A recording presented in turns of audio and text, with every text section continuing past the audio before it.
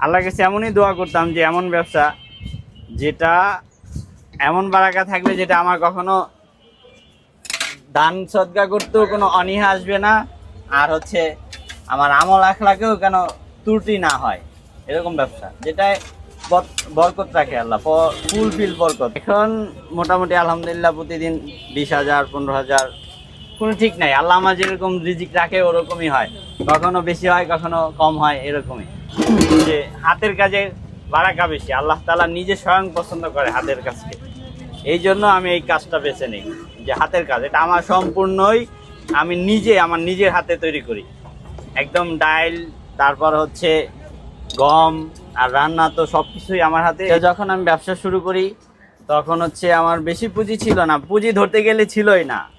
ওই আমাদের তাবলিগের সাথীরা আমাকে মানে করছে, আর হচ্ছে গাড়িটা আমি বাকিতে কিনছিলাম, মানে